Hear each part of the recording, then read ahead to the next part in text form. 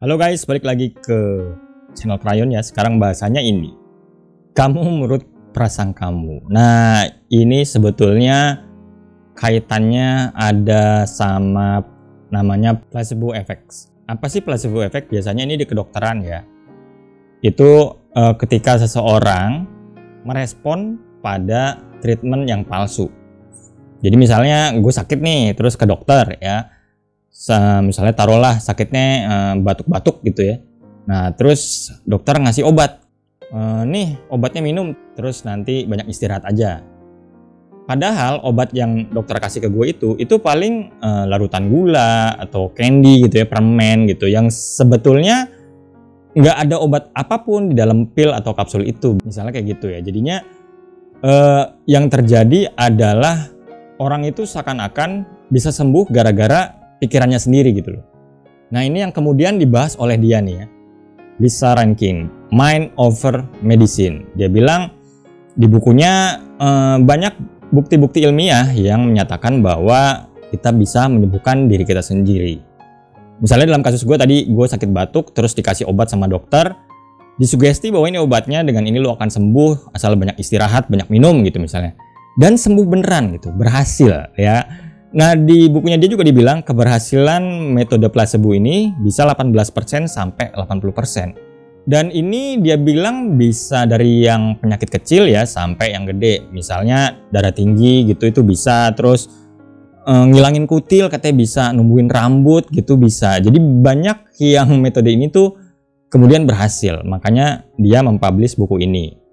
Jadi kesannya pikiran kita tuh dikibulin gitu sama dokter ya. Tapi it works gitu. Nah ini lucu juga sih ya. Nah cuman dibilangnya juga ini ada sisi gelap atau dark side-nya ya. Namanya nocebo effect.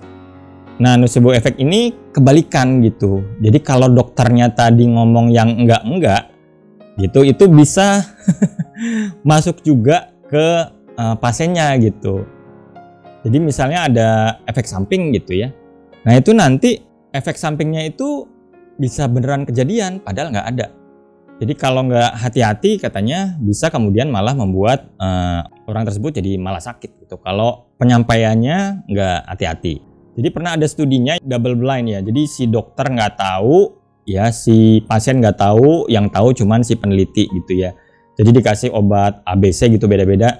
Nah mana yang palsu, mana yang asli, mana yang placebo gitu ya, mana yang placebo, mana yang asli, itu dokter sama pasien nggak tahu. Jadi kayak ginilah ya. Partisipannya nggak tahu, researcher atau dokternya juga nggak tahu, tapi data analisnya tahu gitu. Nah dalam percobaan yang di bukunya dia tuh, dia bilang jadi pernah si pasien dikasih obat gitu ya, yang ada yang placebo, ada yang beneran, terus kemudian dikasih tahu juga gitu efek sampingnya nanti kalau minum obat ini akan A, B, C, D gitu ya. Nah ternyata efek samping itu kejadian pada 25% pasien yang diteliti gitu ya. Jadi kejadian beneran gitu efek samping, padahal kan dibohongin ya. Dan lucunya efek sampingnya itu persis sama kayak yang dikasih tahu dokter gitu. Jadi misalnya nih minum obat ini nanti sembuh, tapi ada efek sampingnya ya. Misalnya nanti jadi gampang ngantuk atau mual sedikit gitu ya, atau pusing-pusing dikit. Nah itu yang beneran keluar gitu kejadian gitu. Padahal yang dikasih placebo, bohongan. Tapi beneran kejadian efek sampingnya. Dan sesuai dengan yang dikasih tahu si dokter. Nggak pernah efek sampingnya itu kejadian di luar yang dikasih tahu dokter ya. Jadi misalnya kasih tahu nanti efek sampingnya mual sama pening dikit, terus nanti malah jadi kejang-kejang atau hidung meler gitu ya. Itu malah nggak mungkin, nggak pernah. Jadi pasti sesuai dengan yang dikasih tahu oleh dokter. Dulu di Jepang pernah gue baca ya, ada penelitian sejumlah murid gitu, SMP apa SMA gitu ya, ditutup matanya gitu. Cuman nih foto cuman ilustrasi aja ya, bukan nutup sendiri, jadi beneran ditutup gitu ya. Ini gue nggak dapat gambarnya aja, orang lagi ditutup ya. Siswanya itu jumlahnya 13 ya, 13 orang. Nanti kemudian akan dioleskan oleh peneliti ya sebuah tanaman di lengan kanan mereka. Nah mereka bilang ini tanaman yang akan bikin gatal gitu. Dan setelah lengan kanan mereka dioleskan, beneran itu seluruh siswa itu merasakan gatal pada lengan kanannya. Ya pas matanya ditutup itu kan ya mereka nggak tahu tanaman apa. Padahal tanaman atau daun yang dioleskan itu ya cuman daun biasa gitu ya. Di Jepang tuh daun apalah, mungkin daun singkong dari restoran Padang di Jepang situ kali ya. Jadi beneran pada gatal-gatal gitu. Nah ini aneh juga sih ya. Padahal tanaman biasa yang mestinya nggak akan bikin gatal ya. Nah nggak selesai sampai di situ, dia di lengan kirinya ya, kemudian 13 siswa tersebut dioleskan tanaman yang benar-benar bisa bikin gatal. Dan dibilangnya nih nanti lengan kalian akan saya oleskan tanaman biasa gitu ya. Ya tanaman yang berbeda dari yang tadi, tapi ini tanaman biasa. Nah, padahal yang dioleskan itu benar-benar tanaman yang bisa bikin gatal. Hasilnya apa? Cuman 2 siswa yang merasa gatal.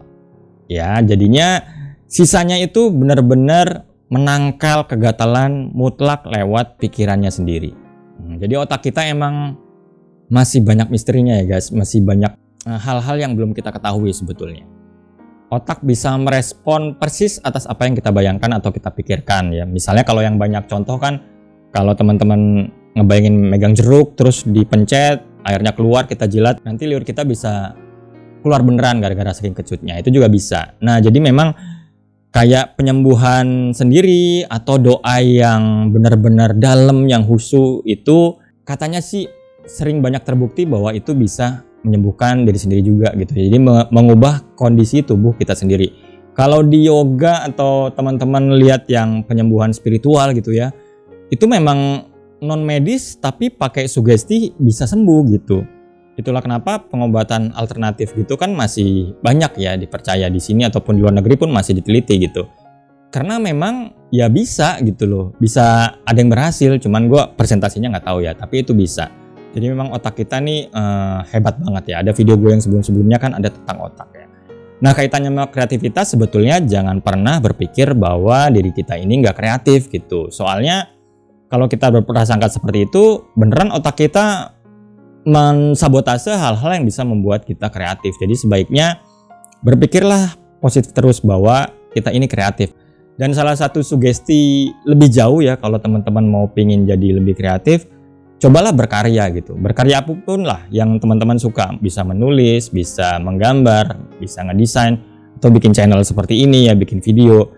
Nanti kalau terbukti kalian bisa, teman-teman bisa tuh, nanti pride-nya tuh kayak naik gitu. Oh ternyata gue bisa ya, ternyata gue bisa ya, ternyata gue bisa bikin video, gue bisa bikin tulisan. Nah kayak gitu ya. Itu bisa membuat diri kita jadi merasa lebih kreatif lagi. Apalagi kalau disukain gitu, lo share di medsos atau di mana ternyata banyak yang likes. Pun kalau nggak ada yang suka juga bodo amat gitu. Yang penting lo udah berkarya. Dan nggak semua orang bisa seperti itu ya nggak sih? Bisa berkarya dan berani melemparnya di media sosial seperti itu.